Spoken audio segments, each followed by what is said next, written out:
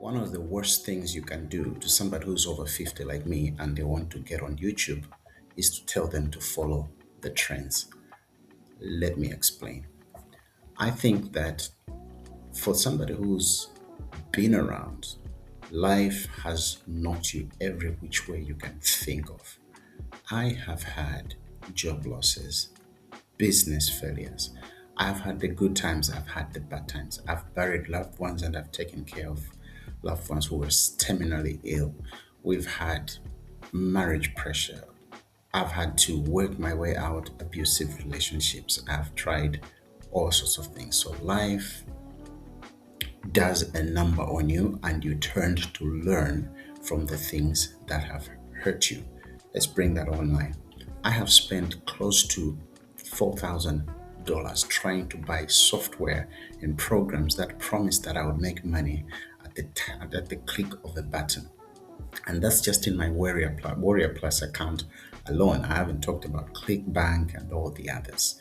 You know the drill. But you tend to begin to see patterns emerge and you tend to smell somebody who's a fraud a mile away because these are just things that you pick up in life. Now, when it comes to being on YouTube, there are so many trends. There was a time when there was videos and strategies about Bitcoin, invest in Bitcoin, and so on. People made money, some people lost money. There was a time when I remember a time when having a fax machine, remember those, was the thing. How can you be without a fax machine? Now nobody even talks about the thing. Okay. And so we have seen trends come and go. We have seen relationship trends come and go. We have seen the rise of the social media platforms and especially the rise of short form videos. I'm talking about TikTok, Instagram Reels, Facebook Reels, YouTube Shorts, you name it, and what that has done to people's thinking, their attention span, and even the science backs this up. And now, what happens when we have a trend that goes so fast and then people take advantage of it and all that is that typically when our brain psychologically is burnt out, it tends to go back to the default. So we're beginning to see long form videos become the preferred way of consuming information on social media. We're seeing 1 hour, 2 hour podcasts on video. We are beginning to see people not doing all these crazy retention editing with B-rolls and all these texts and things. Those things are going out and people just want to talk to somebody like you, somebody like me. Okay, so what am I saying? Have people not made money out of trends? They have, but it's not everybody. And one of the things that the trend advice does to somebody who's been around is that it tends to paralyze you. It's not that you become slow, it's that you become cautious. Why? You've seen it like that before. You've seen things like this come, and you tend to be cautious and look at it and you want to turn it around and just look at what this thing might be or could be. So, take for instance AI. I took a while to get on the AI bandwagon, and my thinking is that AI needs to be a tool you use to or to do whatever you've already been doing. It will save time. You need to check it, and I've recently learned a lot about how to use AI as a sparring partner, not give me a report and whatnot. I I interrogate it, interrogates me, and I get things done. Okay, but AI has also been taken to another extreme, right? So you become cautious. And I think the advice to tell somebody who is older to say, just get into this trend is problematic because you don't think about where they have been. When they get into this thing, how long are they going to keep up with it? Is it going to be helpful to them or they will end up going back to the default? Which brings me to another thing that trends typically tend to do, especially when they are bad ones.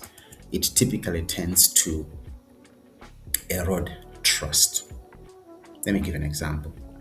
There was a time when I was in the MLM game, multi-level marketing, and it was a side hustle I would do while working. I would do my deliveries before work, during lunch hour, and after work. And we're making about $500. That's for me personally, $500 per month, and it was rising. But if you know anything about MLMs, it's that at some point the math just don't math. This thing begins to eat itself. People are losing money. I had a team of close to 110 people on my team selling the product, and it was a product that was helping people. And I was glad I was behind that product. But then the business structure just didn't work. So people lost money, and I was doing this, by the way, while in ministry and as one of the pastors at church.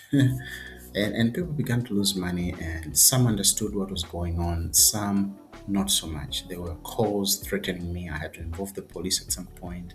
Somebody said they were going to come on a day when I was preaching in church and basically just cause havoc. It was really hard.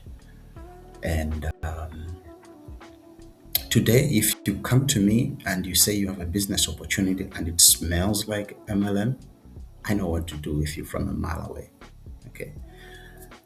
Now, trust was eroded. We have seen this online. Or do Google ads, do Facebook ads, and so on. And they don't tell you the reality of how much ad spend you're going to have to put in for you to get your revenue. And they don't even talk about profit, they always talk about revenue. And so trust begins to erode. So, what do we do? Where I am in Africa, it is ingrained in the society that the elders basically mentor those who are younger in the way to go. Okay, this is how life goes. This is what happens. In the year that we had that famine, or we had the great earthquake and so on. So people know what to do from memory. They've been there, they survived it, and now they're giving you the tools to move forward.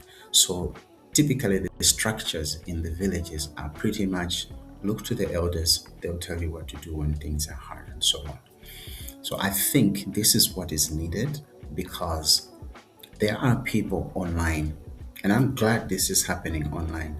There are people like Old Me Living Better. This guy is in his 80s and he started YouTube not long ago and he's crushing it. His influence is just amazing. There are people like Rob the Maritimer. I hope I'm saying that right. There are people like Judd Olbring, guy from out of Chicago. There are people like Kathy Gets It, somebody who gets it together. I think that's there are people who are simply talking about what they have, where they have been, and what they're doing right now. And when you watch them, you begin to learn some things, and you say, "Hey, I could do that." Oh, if that works for them, no, this doesn't work for me. Why are we listening to people who are not so big on editing and this is the script I use and all these things? Why? Because of trust. And trust comes from credibility of having lived life. And I think the trend that we should start with is that one, the trend of trust. That's one. Two, the trend of looking into the person, who they are, where they've been, and what it is they can capitalize on to start off on YouTube. That's what I do with my coaching. Put the link below if you're interested. I think that taking into account who the person is, where they've been, the things they have managed to accomplish, to avoid, the pains they have gone through, that matters a lot when you're doing a YouTube channel. And it just doesn't replace any AI you can come up with at all, because this is lived experiences. One final story. My daughter was at a point in life where we just needed to have one of those tough talks, tough love time kind of thing. And she told me what she was going through. I asked some difficult questions. We talked about it. And in the end, she says, "Daddy, I really don't like you very much at times like this." I said, "Yeah, I know. But this is the best dad up you're ever gonna get, because I had been there. I had gone through what she was going through. That is what is needed more online. People with lived experiences, experiences that can be turned around into a channel and benefit someone else. That's my opinion. That's what I think needs to happen. Let me know what you think in the comments. Bye.